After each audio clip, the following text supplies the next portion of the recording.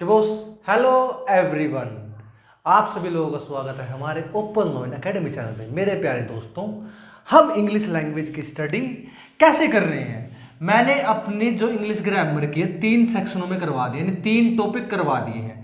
पहले topic subject से related था जिसमें हमने सब्जेक्ट की ओवरऑल स्टडी की। सेकंड में मेरा वर्ब था जिसमें हमने वर्ब की ओवरऑल स्टडी की। अब हम ऑब्जेक्ट से स्टडी कर रहे हैं, यानी एक्टिव टू पैसिव वॉइस। इसमें तीनों का रोल होता है, यानी अब क्या प्लस मेरा ये पेयर बन चुका है सेंटेंस का। आज हमारा है क्या, future perfect passive voice. Something खत्म ही हो चुका है active voice to passive voice भी मेरा लगभग। इसके बाद आ जाएंगे आपके मोडाल से कैसे होंगे और टू बी का यूज कैसे होगा। ठीक है ना मेरे प्यारे दोस्तों, करते हैं अपने लेक्चर के स्टार्ट कॉन्सेप्ट के साथ। Students, look at here these sentence. What to find and how to find and what to do. These are the situation facing the student. But I clear all this thing very easy to every student and how to define the future perfect passive voice sentence. Look at here मेरे प्यारे दोस्तों, आप लोगों को simply मेरी previous video देखी होगी। उसमें क्या है, जब आप simply subject plus will shall have plus verb की third form plus no object को ट्रांसलेट करोगे किसमें, फ्यूचर परफेक्ट पैसिव वॉइस में, नहीं पैसिव वॉइस में। आपको क्या करना है, सब्जेक्ट प्लस में विल शैल हैव बीन, यानी विल शैल हैव बीन का इस्तेमाल करना है वर्ब की थर्ड फॉर्म। वही यदि आई और वी हो तो शैल का इस्तेमाल होगा, और बाकी जितने बच जाएंगे उनके साथ किसका इस्तेमाल होगा, विल का इस्तेमाल होगा। ये बातें आप लोगों को नोट करके रखनी है। ठीक है मेरे प्यारे दोस्तों, ये आपको करना है। अब आ जाओ अपने सेंटेंस में। ये देखो एक्टिव वॉइस में सेंटेंस कैसी है।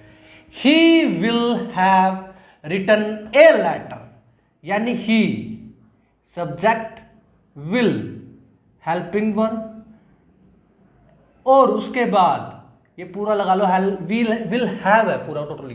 ठीक है, उसके बाद रिटन वर्ब की थर्ड फॉर्म, उसके बाद ए लेटर यानी ऑब्जेक्ट आ गया आपका। ठीक है ना। अब ये आपकी ओवरऑल सिमेट्रिक बनी। इसमें मतलब क्या है, वह पत्र लिख चुका होगा। यह पत्र यानी he will have written a letter, he will have written a letter, वह पत्र लिख चुका होगा। और पैसिव वॉइस में क्या सेंस होगी इसकी, पत्र उसके द्वारा लिखा जा चुका होगा। आपको यह बनाना है तो कैसे होगा, ए लेटर विल हैव, यानी a letter subject simple, a letter will have, ध्यान से देखो मैं कैसे बना रहा हूं सेंटेंस की transformation. will have been, been is the essential part of these type of active voice and passive voice. ठीक है, it must be remembered to every student to define the active voice and passive voice. Please every student should be remembered it very carefully. After that a letter will have been, been के बाद तो कुछ रही नहीं इसमें भाई, क्या आ जाएगा, रिटन बाय हिम, नू का नू उतार दो, same to same as it is same to same to written have been written plus में वर्ब की थर्ड फॉर्म, फिर उसके बाद क्या आ जाएगा बाय, और उसके बाद क्या आ जाएगा, ही का किस में ट्रांसलेट हो जाएगा, हिम में। अब देखो सेंटेंस की क्या सेंस बनी। ठीक है, सेंटेंस की सेंस क्या बनी, बाय हिम, कि भाई पत्र उसके द्वारा लिखा जा चुका होगा। अब आ जाओ नेक्स्ट सेंटेंस में, वू यानी subject will have helping verb लग रही है, थ्रेटन्ड यानी वर्ब की थर्ड फॉर्म, और ये आपका ऑब्जेक्ट। इसको आपने क्या करना है, पहले सेंटेंस समझो क्या है ये, क्या, वू विल हैव थ्रेटन मोहन, किसने मोहन को धमकाया होगा। तो होगा बनाना क्या है, किसने मोहन को धमकाया होगा, बनाना आपको ये है। और मैंने आप लोगों को क्वेश्चन मार्क भी है ये बताया था स्टार्टिंग में, जब वो को किस में ट्रांसलेट करेंगे? By whom, by whom. और जहां भी WH फैमिली आ जाएगी same to same as it is रहते हैं first sentence to translate into the passive voice. तो मेरे प्यारे दोस्तों, इसमें आप लोगों को क्या ध्यान रखना है, इसमें आप लोगों को क्या लिखना है? सबसे पहले क्या आएगा? बाय वूम, क्योंकि सेम टू सेम मैंने आप लोगों को लिखवा था बाय वूम। अब आ जाओ आपका क्या? नया सब्जेक्ट। और नया सब्जेक्ट क्या है? By whom will Mohan. और क्या है ये? इंटरोगेटिव है। ये क्या है आप लोगों का? इंटरोगेटिव है। तो इंटरोगेटिव में क्या आएगा? आपकी जो हेल्पिंग वर्ब होती हैं वो आगे आ जाती हैं। क्या आ जाएगा? Will, by whom will. तो इसके बाद क्या आएगा मेरे प्यारे दोस्तों?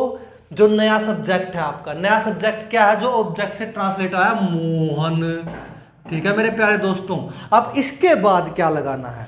इसके बाद क्या लगाना है भाई आप लोगों को? मोहन के बाद have been, have been, have been, क्योंकि आपको हैव बीन का भी तो इस्तेमाल करना है ना।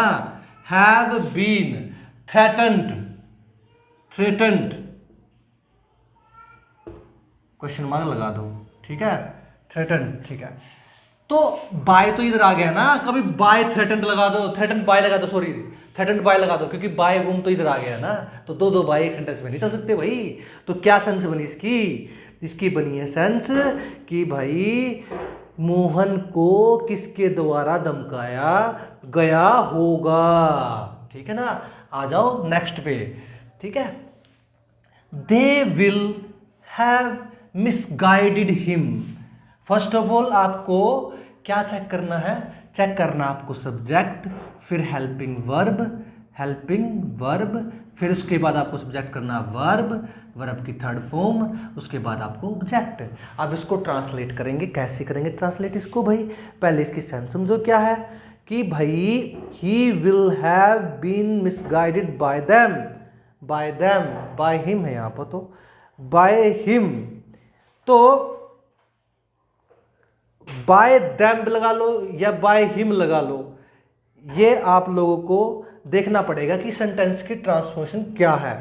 तो फर्स्ट ऑफ ऑल आप लोगों को क्या याद करना पड़ेगा कि भाई उन्होंने उसे गुमराह किया होगा। ठीक है, उन्होंने उसको गुमराह किया होगा, किया होगा, यानी इसकी सेंस ये बनती है। हमको बनानी क्या है? उसे उनके द्वारा, उसे उनके द्वारा गुमराह किया गया होगा। तो क्या बनेगा? दे का दैम, यानी मैंने कहा जो सेंटेंस के ट्रांसमिशन उस पर डिपेंड करेगा। यानी हिम का क्या हो जाएगा? ही। ध्यान से देखो, he will have been, will have been misguided by them. ठीक है मेरे प्यारे दोस्तों, मिसगाइडेड बाय देम। अब आ जाओ मेरे प्यारे दोस्तों नेक्स्ट पर। For what purpose, for what purpose will he have ignored the matter. तो इसका सेंस क्या बनता है भाई? उसने मामले को अनदेखा किसके लिए किया होगा। तो पैसिव वॉइस क्या आ जाएगा? सी क्वेश्चन मार्क है। For what purpose will the matter, for what purpose will the matter, same to same. For what purpose interrogative will the matter, the matter, the matter. अब आ जाओ next, the matter. तो आप लोगों को थोड़ी confusion हुई हुई इधर क्या? तो for what purpose will the matter have been ignored, have been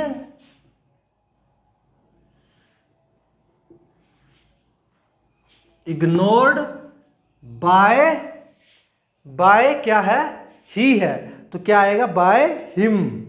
क्या आ जाएगा? By him. और क्वेश्चन मार्क।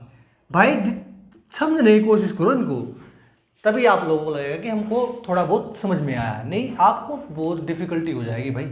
है कुछ नहीं भाई, ठीक है। अगला आ जाओ, the Star Plus channel will have telecast this programme.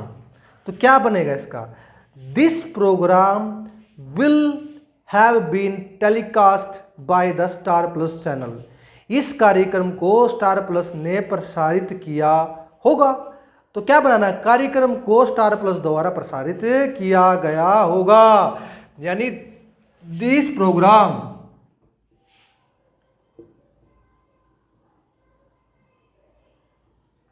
will have been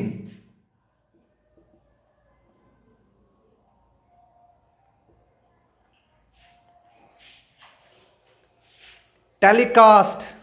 तो क्या आ जाएगा, टेलीकास्ट। कहां गई आपकी वर्ब की थर्ड फॉर्म, किसके द्वारा, bye the Star Plus channel, by star Plus channel. तो ये बताओ मेरे प्यारे दोस्तों, ये बाय की ट्रांसफॉर्मेशन आपको अंडरस्टैंड आई या नहीं आई। बिल्कुल इजी है, और यहीं से हमारे, मैंने कहा था 8 टाइप से आप लोगों के सेंटेंस ट्रांसफॉर्मेशन कंप्लीट हुई, ठीक है मेरे प्यारे दोस्तों। और इसके बाद हम क्या स्टडी करेंगे, active voice to passive, to be का इस्तेमाल, टू बी का इस्तेमाल, क्योंकि टू बी की फॉर्मेशन क्या होती है, एक्टिव वॉइस पैसिव वॉइस होती है।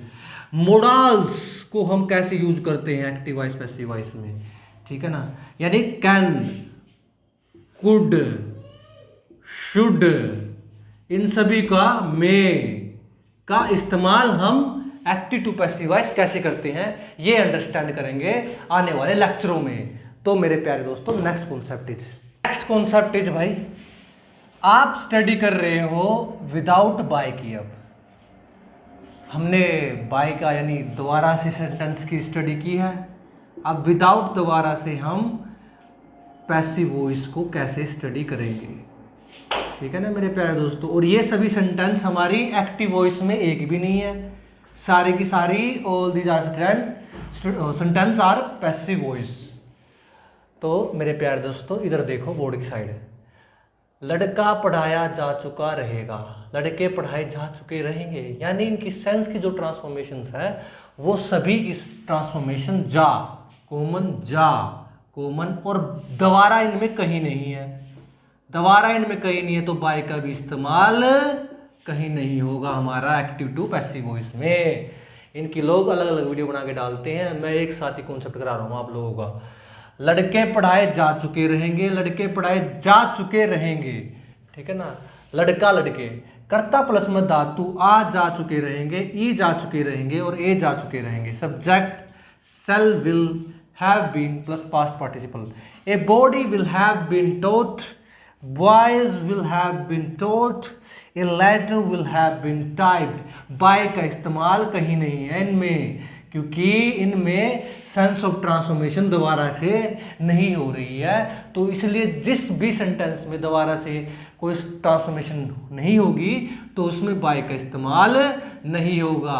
सेंटेंस कैसे होंगे, लड़का पढ़ाया जा चुका रहेगा, लड़के पढ़ाए जा चुके रहेंगे, क्योंकि जिसमें दोबारा आ जाएगा तो उसमें स्पेसिफिकली मेंशन है कि भाई पैसिव वॉइस में है। लेकिन इन जैसे यानी this type of sentence you don't have to identified कि what is the active voice and what the case of a passive voice।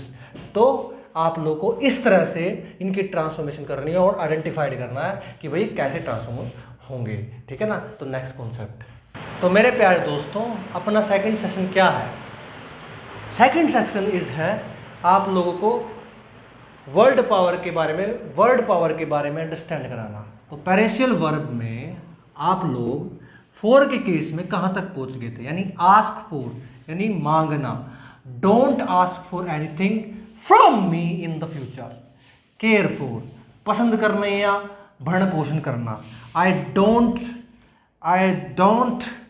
Care for a drink. मेरे प्यारे दोस्तों, ज़्यादा बच्चे देखोगे तो मैं कंफ्यूजिंग वर्ड भी ले आऊँगा भाई सारे के सारे, ठीक है ना मेरे प्यारे दोस्तों। मिलते हैं नेक्स्ट लेक्चर में। जय हिंद, वंदे मातरम।